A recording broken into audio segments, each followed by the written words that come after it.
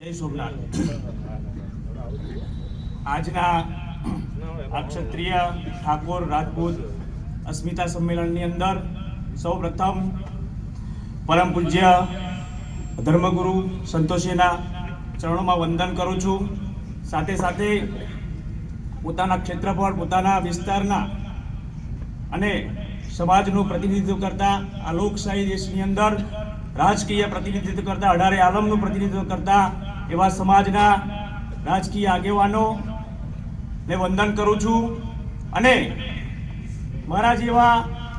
સામાજિક સંસ્થાની અંદર કાર્યરત સમાજની લાગણી અને સમાજની અસ્મિતા માટે સતાય રાત દિવસ સંઘર્ષ કરતા અને રાત દિવસ સમાજને એક કરવા માટે મહેનત કરતા એવા સામાજિક સંસ્થાઓના પ્રમુખશ્રીઓ આગેવાનો અને સભ્યશ્રીઓને અહીંયાથી વંદન કરું છું। બહુ વહેલું બોલવા માટે આમંત્રિત કર્યો છે, પણ ટૂંકમાં જે લાગણી અને જે માગણી કહેવાય સમાજ સાથેની એવા બે ચાર વિચારો રજૂ કરું છું। અમને જ્યારે આ સમાજ વિશે અને સમાજને એક કરવા માટે જ્યારે પ્રેરણા મળી, કહેવાય છે કે જ્યારે માર્કેટની અંદર નીકળ્યા, ગામડાની અંદર ઘરેથી અને ચોપડાની અંદર અને જુદા જુદા ડાયરાઓના માધ્યમથી સોશિયલ મીડિયાના માધ્યમથી સમાજ વિશે આપણને એવો બહુ સારો ઐતિહાસિક વારસો મળ્યો છે। તો એ ખુમારી સાથે આપણે જ્યારે બજારમાં નીકળ્યા ત્યારે જે ઇતિહાસની જે વાતો થાય ડાયરાની અંદર, કે જે ચિત્ર હતું ઐતિહાસિક, એ ચિત્રને લઈને જ્યારે આપણે બજારની અંદર વર્તમાન પરિસ્થિતિની અંદર નીકળ્યા ત્યારે ખરેખર એવો અનુભવ થયો કે વર્તમાન પરિસ્થિતિની અંદર આ સમાજ ક્યાં છે। અને ખાસ કરીને જ્યારે ચરોતરની અંદર વાત કરીએ ત્યારે આપણે સૌએ વિચારવું રહ્યું કે જે વાતને હું કહેવા માંગુ છું કે જે ઐતિહાસિક વારસાની વાત છે, જ્યારે જ્યારે ભગવાનને પણ જન્મ લેવાનું મન થયું ત્યારે ત્યારે આ ગોત્ર અને આ આપણા વર્ણની પસંદગી થઈ છે। ત્યારે આપણે સૌએ આજે અહીંયાથી એક મનની અંદર એક વિચાર કરવાનો છે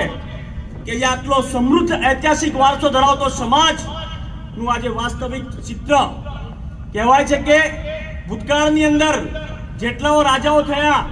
એની અંદર કદાચ 90-95% જે શાસન ચલાવતા હતા, જે શાસક જે વર્ગ હતો એ આપણા સમાજમાંથી હતો, ક્ષત્રિય સમાજની વ્યાખ્યામાંથી આવતા સમાજ હતો। તો આજે વર્તમાન પરિસ્થિતિની અંદર એક સદી કરતા પણ ઓછો સમય છે। આ વાતને આપણે લગભગ 18 સદી સુધી કહેવાય છે કે જ્યાંથી પણ વિક્રમ સંવતની શરૂઆત થઈ છે ત્યાંથી શાસકો આપણા સમાજના રહ્યા છે, આ વર્ણના રહ્યા છે। પણ આઝાદી મળ્યા બાદના આ 70-80 વર્ષના આ વર્ષની અંદર આ સમાજનું આ ચિત્ર ક્યાં આવીને ઊભું છે, આ ખરેખર આ વિચાર કરવાનો સમય આપણા માટે છે। તો મારા જેવા અઢળક યુવાનોની અંદર આ વિચાર આવ્યો કે જે ડાયરાઓની અંદર સાંભળીએ છીએ, જે ઇતિહાસના જે પોથાઓ ઉકેલીએ છીએ, જે પણ આપણે સાંભળ્યું છે કે કહેવાય કે ક્ષત્રિયનો દીકરો રણભૂમિની અંદર નીકળે અને જે સુરાતન હોય એની અંદર જ્યારે એનું ધડ કપાય અને 3.5 દિવસ સુધી કહેવાય છે કે ધડ કપાય તો પણ એના સુરાતનના કારણે એ લગભગ કેટલાય દિવસો સુધી એનું ધડ લડે। તો આવું સુરાતન અને આવો શાસક વર્ગ આજે કઈ દિશામાં મુકાયો, તો એના ઢગલો કારણો છે, એ કારણો આપ સૌ જાણો છો।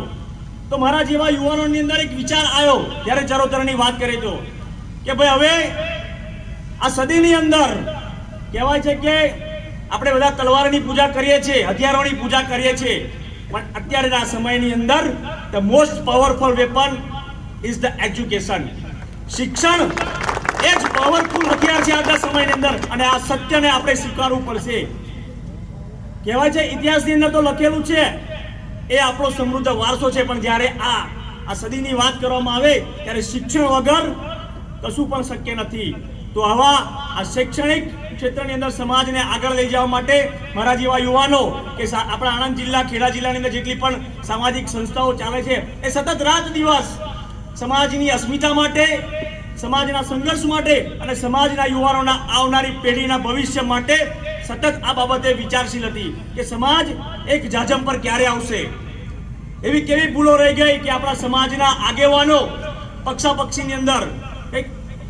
આંતરિક મતભેદોની અંદર કોઈ દિવસ એક પ્લેટફોર્મ પર નથી આવતા. મને એવું હતું કે કદાચ મારા જીવન દરમિયાન આ સમય મને જોવાનો નહીં મળે, પણ આજે ખરેખર હું દિલથી વંદન કરું છું આ ક્ષત્રિય ઠાકોર રાજપૂત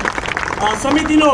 કે આજે આ 21મી સદીની અંદર જેના પણ મગજમાં વિચાર આવ્યો છે એને હું ખરેખર વંદન કરું છું કે આજે જીવતા જીવ આજે હું આ સમયને જોઈ શક્યો છું. તો આ શક્તિધામના માધ્યમથી જ્યારે આ શુભ શરૂઆત થઈ ગઈ છે, ત્યારે અહીં બેઠેલા અને કદાચ નહીં હાજર હોય એવા કદાચ આપણા સમાજનો કોઈ વ્યક્તિ અત્યારે કંઈક નોકરી હશે, કંઈક ખેતરમાં પાણી વાળતો હશે, ક્યાંક છેવાડા વર્ગની અંદર બેઠો હશે, જ્યારે એને આ ન્યૂઝ ખબર પડશે, જ્યારે એને સમાચાર મળશે, ત્યારે ખરેખર એ હૃદયથી પ્રસન્ન થશે કે હવે સમાજ અને સમાજના આગેવાનો બધી વિચારધારા એક મૂકીને જ્યારે સમાજની વાત હોય ત્યારે એક પ્લેટફોર્મ પર ભેગા થયા છે. તો આ શુભ શરૂઆતને આજે હું ઐતિહાસિક દિવસ તરીકે વર્ણવું છું અને ખરેખર હું મારી જાતને સૌભાગ્યશાળી માનું છું કે આ પ્રસંગ અંગે આટલા મોટા મંચની અંદર આટલા મોટા આપણા સમાજના આગેવાનોની અંદર મને બે શબ્દ બોલવાનો મોકો મળે છે. વધારે ન કહેતા હું જે સામાજિક સંસ્થા સાથે જોડાયેલો છું એટલા વતી એટલી જ ખાતરી આપું છું કે સમાજની જેટલી પણ સંસ્થાઓ સમાજની અસ્મિતા માટે કાર્ય કરે છે એના માટે તન મન અને ધનથી સમર્પણ થવાની ભાવના અમારા સંગઠનના તમામ સૈનિકોની અંદર છે અને આ કાર્યની અંદર પણ અમે પોતાનું તન મન ધન ખર્ચી નાખીશું એવા શુભ આશીષ સાથે આ શક્તિધામના જે પણ આ જે સંકલ્પ છે એને પરિપૂર્ણ થાય અને જે પણ ઉદ્દેશ્ય સાથે આની રચના થઈ છે એ ઉદ્દેશ્ય પરિપૂર્ણ થાય એવી શુભ આશા સાથે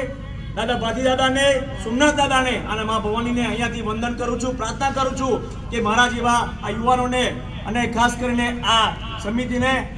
આ જે